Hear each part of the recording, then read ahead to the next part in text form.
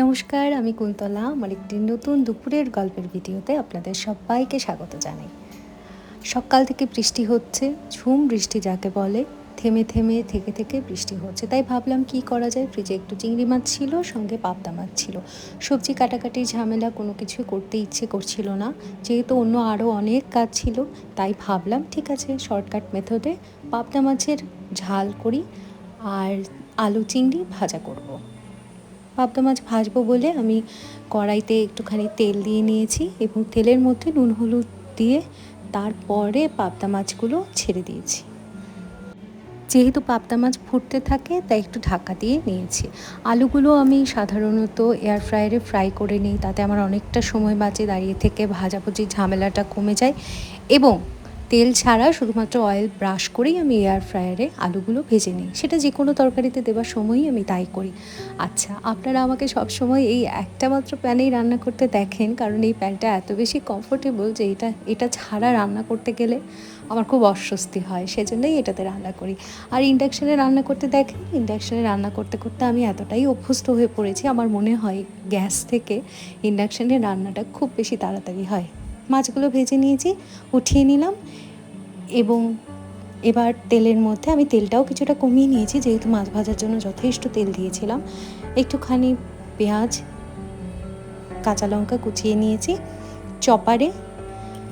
সেই কুচনো কাঁচা লঙ্কা, পেঁয়াজ সমস্ত কিছু তেলের মধ্যে দিয়ে এবং এয়ার ফ্রায়ারে ফ্রাই করা আলুটা দিয়ে দিয়েছি। দেওয়ার পর একটুখানি তেলে নিলাম। আমি এই মেথডেই রান্না করি। একটুখানি জল দেব। আমি তেলের মধ্যে কোনো ধরনের কোনো মশলা ব্যবহার করিনি। তেলটা আমি যখন দিলাম তার উপরে আলু পেঁয়াজ ফ্রাই করলাম, তারপর অল্প একটুখানি জল দিয়েছি। জল দেবার পর জলটা যখন ফুটে এলো তখন সেই জলে আমি একটুখানি জিরে গুঁড়ো, একটুখানি লঙ্কা গুঁড়ো এবং একটুখানি হলুদ গুঁড়ো দিয়ে দিয়েছি। এবার ঝোলটাকে ফুটতে দেব। ঝোলটা ফুটে আসার পর তার মধ্যে মাছগুলো ছেড়ে দেব এবং আমরা সকলেই জানি পাবদা মাছ ঝোলে ছাড়ার পর খুব বেশি নাড়াঘাটা করলে সেটা ভেঙে যাওয়ার যথেষ্ট চান্স থাকে। তরকারি বসিয়ে চলে এলাম এবং আমার এই ছোট্ট বাচ্চাটা, ওর শরীরটা দুদিন ধরে খুব খারাপ, ওকে একটু আদর করতে এসেছিলাম। ওই শরীরটা খারাপ আছে মানে ভীষণ খারাপ, সে খাওয়া দাওয়া সব কিছু বন্ধ করে বসে আছে। একটুখানি সময় না দিলে ও খুব বেশি মন খারাপ করে, তাই আমি এলাম ওর কাছে একটুখানি ওকে আদর করতে। সেদিকে আমার পাবদা মাছের ঝোলটাও কমপ্লিট হয়ে গেছে। এবারে বসাবো চিংড়ি মাছ। সেই তেলটা তুলে রেখেছিলাম, সেই তেলটাই দিয়ে দিলাম কড়াইয়ের মধ্যে। সেই একই পেঁয়াজ কুচো, লঙ্কা কুচো তেলের মধ্যে ছেড়ে দেব। তার সঙ্গে একটুখানি নাড়াচাড়া করে নেব এবং তার সঙ্গেই আমি চিংড়ি মাছটাও দিয়ে দেব। পেঁয়াজ একটুখানি ফ্রাই করে নিলাম, পেঁয়াজের কাঁচা কাঁচা গন্ধটা যাতে চলে যায়।